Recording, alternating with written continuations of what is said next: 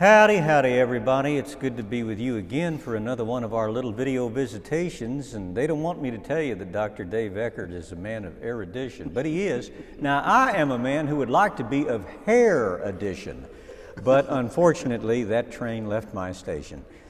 Well, Dr. Dave is here to tell us about our upcoming participation in the Synod on Synodality. It's going to take place on Saturday, March 26th and Monday evening, March 28th. But I don't want to steal his thunder, so Dr. Dave, please come right on in here. Well, thank you. Thank you. Let's start with this.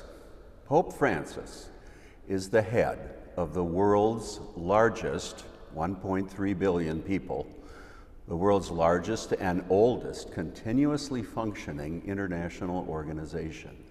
It has been in existence for 2,000 years. And the Pope presently has the responsibility of steering it into its third millennium in order to continue its mission in the world. What should he do? Should he stay the course with a few tweaks? Or should he encourage the church to refresh itself? And if so, how? Well, what he is doing is activating a traditional church practice, the Synod, in a way that we haven't seen in recent times. I appeared in video visitation last month on February 9th to talk about our parish's participation in the worldwide Synod of Bishops that Pope Francis has called for 2023. And I'm here as the person whom Monsignor Offutt has invited to coordinate our parish's effort. Last time I talked about the what and the why of the Synod. We talked about those strange words, synod, synodal, synodality. Today I'm back to talk about the when and the how of what's coming up. But let's recap just a bit. A synod is a gathering, a council, an assembly. The word literally means journeying together. Synods have been called across the centuries to ponder theological and practical issues in the church. But in recent history, they have largely been matters of church leaders talking among themselves. For the Synod on Bishops that the Pope has called for next year, he wants the whole church involved. The objective of this Synod is to listen as the entire people of God to what the Holy Spirit is saying to the church. The aim is nothing less than a conversion to become a listening church. The Vatican puts it this way: the hope is that the experience of the Synod, or the synodal process, or synodality, will bring about a new springtime for listening, discernment, dialogue, and decision-making, so that the whole people of God can better journey together with one another and the entire human family under the guidance of the Holy Spirit. I hope you heard that inclusive language. The whole people of God can journey together with one another and the entire human family in this new springtime for listening, discernment, and dialogue.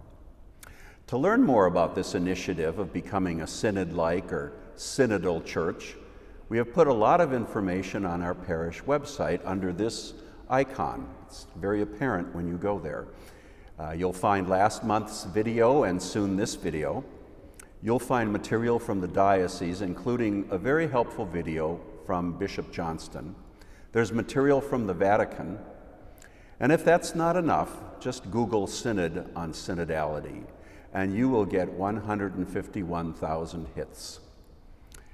This spring, as preparation for the International Synod in Rome, we're in a consultation phase in local churches and parishes.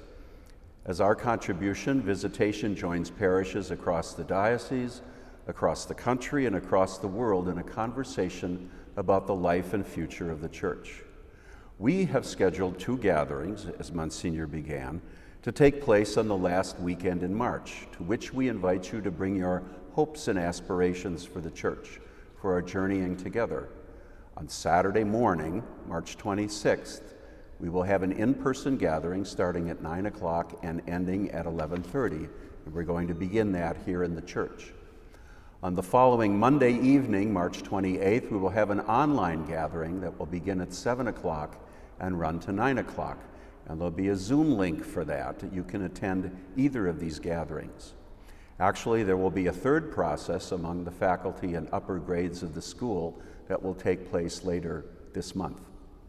For the in-person and online gatherings, we'll begin with prayer and reflection, asking the Holy Spirit to guide us and teach us the way we must go. Then we will break into an hour of table discussions of 6 to 7 persons each. On Saturday, we'll do that literally here on the church property. On Monday online, we will also divide into smaller groups. Each table will have a discussion facilitator, and there will be conversation prompts. Here are some examples. In Journeying Together, something our parish does really well is, something I think we could do a better job with is, when I show up at church, the one thing I'm most looking for is, one gift that I personally bring to the church is, one specific hope I have for the church moving forward is. Our sincerest desire is that all present can listen with love and listen to understand, and we will ask all present to honor confidentiality. At the conclusion of the session, we'll reconvene back in the church up here or all together online to hear some of what has occurred, what has surfaced. The fruits of our gatherings, in the form of a trustworthy summary, will be shared with the parish and the diocese. Now, this is important, 2 things. First, please invite parishioners that you know to participate in the Synod process. And please help us plan for these events to accommodate you by telling us that you are coming. You can do this in a few ways. Our printed material about the Synod, and we had handouts at the Masses last weekend, and we're running a piece in the bulletin this week and in the coming weeks. Our printed materials has a QR code that you can use to tell us that you are coming. You can accomplish the same thing by going to the parish website and clicking again on the Synod icon. Or you can call the parish office. We're ready to talk with you. In the event that you cannot attend, the diocese would like to hear from you all the same. On our website and on the diocesan website, there is a button that you can click to access a place for your comments. In the end, what do we hope to accomplish? Pope Francis has put it in a beautiful way. The Synod, he says, is intended to plant dreams, to draw forth prophecies and visions, to allow hope to flourish, to inspire trust, to bind up wounds, to weave together relationships, awaken a dawn of hope, learn from one another, build bridges, enlighten minds, warm hearts, and restore strength to our hands for our common mission. The Synod, communion, participation, and mission. Thank you. Son of a gun. Well, now, can I ask some questions? I have just a slight amount of ambition to ask the man of erudition a question or two. You read kind of the agenda of our discussion on our Synod sessions when you mentioned those questions, you know. Would you mind reading those again? Sure. In fact, there's a more extensive list of them. I just read a sample. They come in pairs. So the first pair is Journeying Together. Something that our parish does really well is, something I think we could do a better job with is. The next pair, one thing that is a source of joy or sustenance for me spiritually is.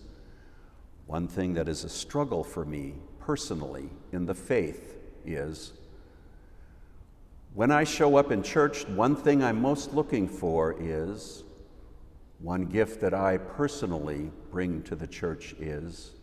And last pair, one thing that breaks my heart about things going on in the church is. One specific hope I have for the church is. Yeah, thank you for that.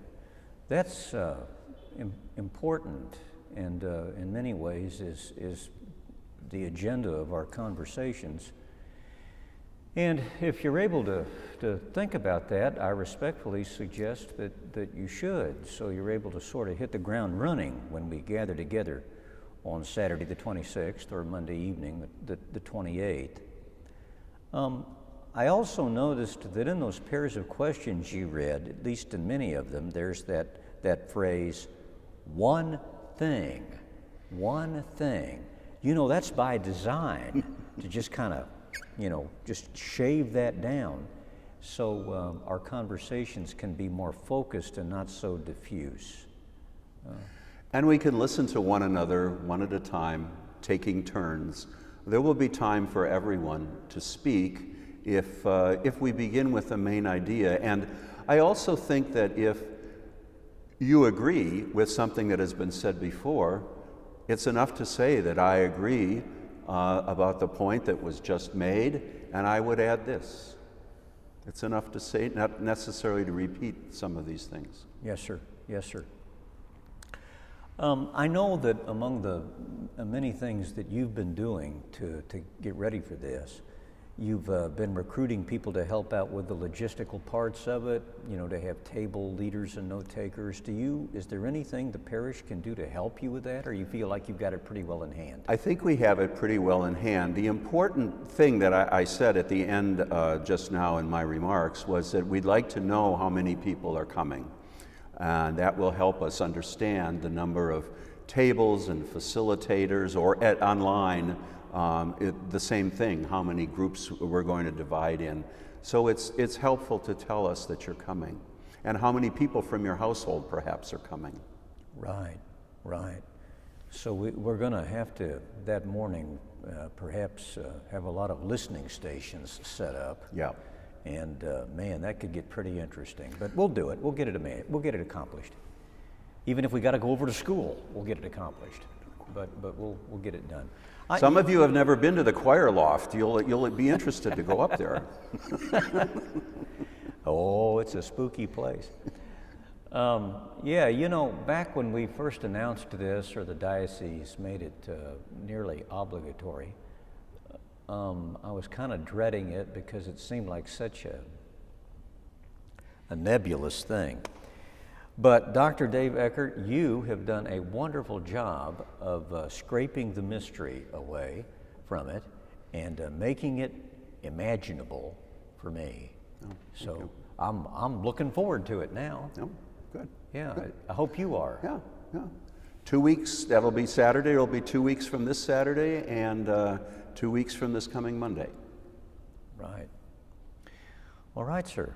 Anything else you'd like to say? No, that's all. Okay, well, if you have questions, you can, of course, call me, and maybe there's even a way to get a hold of you if they would like to. And Joni in the parish office is ready to talk to you as well if you want to tell us you're coming or you have further questions, or reach one of us. Right. Okay, well, I guess we're looking for snow tomorrow, so who knows what's going to happen with school. And then spring break. And then spring break the week after that, so good grief. We're heading into one of those strange periods. But anyway, we'll do the best. I hope everybody's got a good book to read if you're shut up inside. And I'm working on a couple right now. They're not making me any smarter, but I'm trying. And practice the banjo. Don't forget to practice now. You got to practice. I don't have a banjo. What? You don't have a banjo? That's like not having a toothbrush. All right. Thanks, everyone. Look forward to seeing you again. Until next time, goodbye and God bless.